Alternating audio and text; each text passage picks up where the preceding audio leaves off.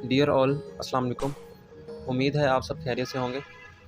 ये मेरी पहली वीडियो है इस चैनल पर, तो इसमें आपको बताऊंगा कि आप किस तरह से पाकिस्तान आर्मी में एज अ सेकंड लेफ्टिनेंट से ज्वाइन कर सकते हैं, उसका एलिजिबिलिटी क्राइटेरिया क्या है।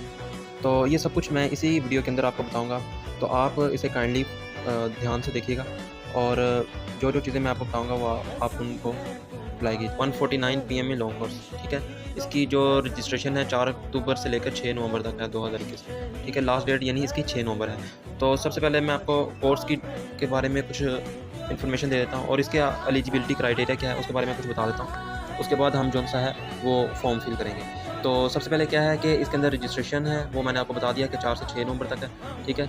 और इसके अंदर जो प्रिलिमिनरी टेस्ट हैं वो 11 नवंबर से लेकर 11 जनवरी यानी 2022 तक है होंगे। यानी 11 नवंबर से लेकर 11 जनवरी 2022 तक आपके ये टेस्ट होते रहेंगे, ठीक है। ये सिर्फ़ और सिर्फ मेल कैंडिडेट्स इसके अंदर अप्लाई कर सकते हैं। उसके अलावा मार्शियल स्टेटस अनमैरिड होना चाहिए, ठीक है। और जो मैरिड हैं वो सर्विंग पर्सनल है और of the armed forces over 20 years of age are eligible, यानी 20 साल से ज़्यादा हों और आर्मी में वो सर्व कर रहे हों तो वो एलिजिबल है इस जॉब के लिए। उसके बाद क्वालिफ़िकेशन की बात की जाए तो इसके अंदर इंटरमीडिएट है, इंटरमीडिएट और इक्विवेलेंट यानी इंटरमीडिएट आईसीएस, एफएससी, आईकॉम जो भी है यानी उसके इक्विवेलेंट, और ग्रेजुएट में बीबीए, बीकॉम और बीएस इसके रिलेटेड जितने भी इक्विवेलेंट टू ग्रेजुएशन, ठीक है। अब इसके अंदर क्या है, आगे हम आते हैं कि एफएससी में कितने परसेंट मार्क्स होना चाहिए। अगर आपने बीए, बीएससी की रखी है तो उसके लिए क्या एलिजिबिलिटी क्राइटेरिया। तो सबसे पहले हम यहाँ पर देख रहे थे फिजिकल स्टैंडर्ड क्या है। फिजिकल स्टैंडर्ड में ये है कि आपकी जो हाइट है वो 5 फुट 4 इंच होनी चाहिए। वेट आपका as per body mass index यानी इसे शॉर्ट फॉर्म में बीएमआई कहते हैं। आप सिंपली अगर गूगल पे टाइप करेंगे तो आपको आपकी एज के हिसाब से आपका क्या वेट होना चाहिए ये आपको बता देगा, ठीक है। उसके बाद नेशनलिटी सिर्फ पाकिस्तान की होनी चाहिए, यानी ये सिर्फ पाकिस्तानी नेशनलिटी वाले लोग अप्लाई कर सकते हैं, ठीक है। उसके बाद एडिशनल इन्फॉर्मेशन है, ठीक है। तो यहाँ पर जो मैंने आपको ऊपर बताया था इंटरमीडिएट और ग्रेजुएशन का, तो इसके बारे में सबसे पहले डिस्कशन कर लेते हैं कि एफए, एफएससी या इक्विवेलेंट में आपके जो मार्क्स हैं वो 55% मार्क्स होने चाहिए, ठीक है। इससे ये मिनिमम है 55%, इससे कम नहीं होने चाहिए। और जो कैंडिडेट्स ने बीए, बीएससी, बीबीए किया हुआ है तो उनके जो से हैं वो मार्क्स 60% होने चाहिए। और उनके एफए, एफएससी, आईकॉम जो उन्होंने इंटर में किया वो इंटर में यानी उनके मार्क्स जो सा वो मिनिमम 50 होने चाहिए, ठीक है। उसके बाद यहाँ पर स्पेशल कोटा भी रखा गया है, तो ये स्पेशल एरिया से जो बिलोंग करते हैं उनके लिए मार्क्स में रिलैक्सेशन दी गई है, ठीक है। उसके बाद जो आर्मी में सर्विंग कर रहे हैं यानी एज अ सोल्जर हैं तो उनके लिए भी 5% मार्क्स की रिलैक्सेशन है, यानी 50% अगर वो लोग जो कि आर्मी में सोल्जर हैं, ठीक है, तो वो उनके अगर marks F F S C में 50% है तो वो भी अप्लाई कर सकते हैं। उसके बाद ये सारे चीज़ें वगैरह। और उसके बाद बहुत इंपॉर्टेंट चीज़ कि आपने डॉक्यूमेंट्स आपको क्या क्या रिक्वायर्ड है। इसके अंदर आपको अपने ओरिजिनल सर्टिफिकेट लेकर जाने हैं सारे, कोई फ़ोटोकॉपी नहीं लेकर जानी। बहुत दफ़ा ऐसा हुआ है कि कुछ बच्चे जो है वो फ़ोटोकॉपी ले जाते हैं ओरिजिनल सर्टिफिकेट की जगह पर, तो उनको वो वहाँ से वापस भेज देते हैं और उन्हें वापस आना पड़ता है और दोबारा से उन्हें ओरिजिनल अपने डॉक्यूमेंट्स लेकर जाएँ। तो आपसे यही गुजारिश है कि आप सबसे पहले अपने ओरिजिनल डॉक्यूमेंट्स लेकर जाएँ, ठीक है। उसके बाद आपका जो सीएनएसए है वो आपने ओरिजिनल लेकर जाना है और आपने अटेस्टेड फ़ोटोकॉपीज़ का एक सेट लेकर जाने हैं, ठीक है। वो कौन से डॉक्यूमेंट्स की, वो ऊपर वाले, यानी आपने फ़ोटोकॉपी भी लेकर जानी है साथ और ओरिजिनल भी लेकर जाने हैं। वैसे ज़्यादातर फ़ोटोकॉपी चेक नहीं करते लेकिन आप ओरिजिनल ज़्यादातर वो चेक करते हैं, तो आपने ओरिजिनल ही लेकर जाने हैं।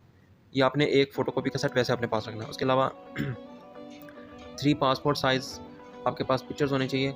फ्रंट एंड बैक से जो है वो अटेस्टेड होने चाहिए किसी प्रिंसिपल, गवर्नमेंट प्रिंसिपल किसी स्कूल के, ठीक है, या जो भी अटेस्टेड हो, अटेस्टेशन वाला हो, ठीक है। उसके बाद आपने बैक पे आ जाना है, बैक आ जाना। उसके बाद यहाँ पर आपने रजिस्ट्रेशन फॉर्म पे क्लिक कर देना है, ठीक है। तो ये आपके सामने रजिस्ट्रेशन फॉर्म ओपन हो जाएगा।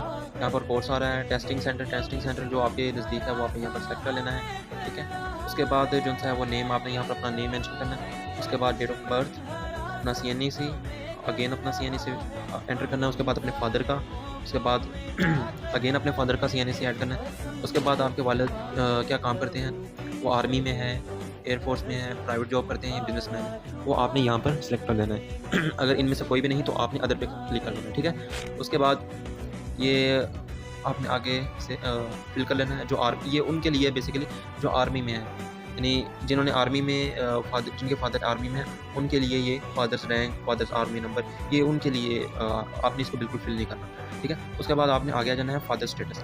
फादर स्टेटस यानी अलाइव हैं, डिसीज़ हैं। आपको पता है कि अलाइव का क्या मतलब है और डिसीज़ का मतलब क्या है, यानी जो जिनके वालिद इस दुनिया में मौजूद हैं उन ज़िंदा हैं तो उससे मुराद अलाइव है। अलाइव से मुराद है ज़िंदा और डिसीज़ से मुराद है वफ़ात हो, ठीक है। तो आपने इनमें से जो भी है वो सेलेक्ट कर लेना है, ठीक है।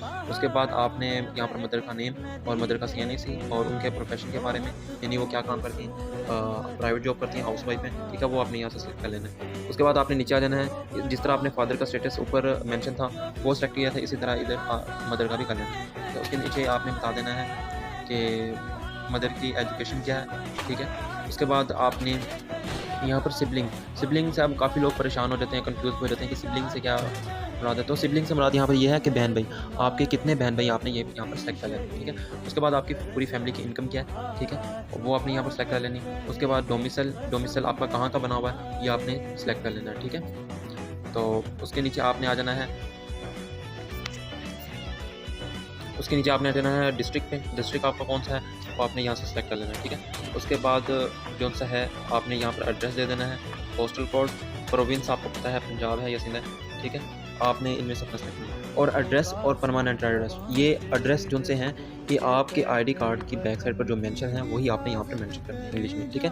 उसके बाद मार्शल स्टेटस यानी आपका आप मैरिड हैं या अनमैरिड वो आपने यहाँ पर सेलेक्ट करना है। और उसके बाद सेक्ट है, सेक्ट से क्या मुराद है कि आपका कौन सा मज़हब है, यानी अहले तशरीह या अहले सुन्नत है, ठीक है, वो आपने यहाँ से सेलेक्ट करना है। उसके बाद कास्ट यानी आपकी जो ज़ात क्या है, राजपूत हैं, भट्टी हैं या वडाइच हैं या जो भी हैं जट हैं, वो भी आपने यहाँ पर सेलेक्ट कर लेना है, ठीक है। उसके बाद आपने मोबाइल नंबर देना है। उसके बाद ईमेल एड्रेस और यहाँ पर आपने ये जिनका पासपोर्ट है उन्होंने यहाँ पर मेंशन करना है।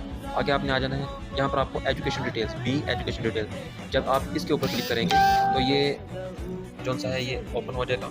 और इसके अंदर क्या है कि आपने सबसे पहले अपने मैट्रिक का, आपको मैं दिखा देता हूँ, एक मिनट। हाँ, ये आपने सबसे पहले अपना मैट्रिक का जितने भी आपके मैट्रिक में नंबर आए हैं, मैट्रिक का यानी फॉर्म फिल करना है। उसके बाद इंटर का, ठीक है, और जिन्होंने ग्रेजुएशन किया वो उसके नीचे ही ग्रेजुएशन का फॉर्म फिल करना है। उसके बाद अगर आपने इसके अलावा कोई और क्वालिफिकेशन की तो आपने यहाँ पर मेंशन कर देना है। आपने I here declare that to the best ये ऑफ नॉलेज, ये ऑफ माई नॉलेज, ये आपने सारा पढ़ के आपने सेलेक्ट कर लेना है इसे ओके करना, ठीक है। उसके नीचे आपने ये जो आपको कोड नज़र आ रहा है EVNIL2G, ये आपने यहाँ पर मेंशन कर देना है। मेंशन करके यहाँ पर रजिस्टर के ऊपर क्लिक करेंगे तो आप रजिस्टर्ड हो जाएंगे, ठीक है। उसके बाद आपने यहाँ पर अगेन नीचे आ जाना है।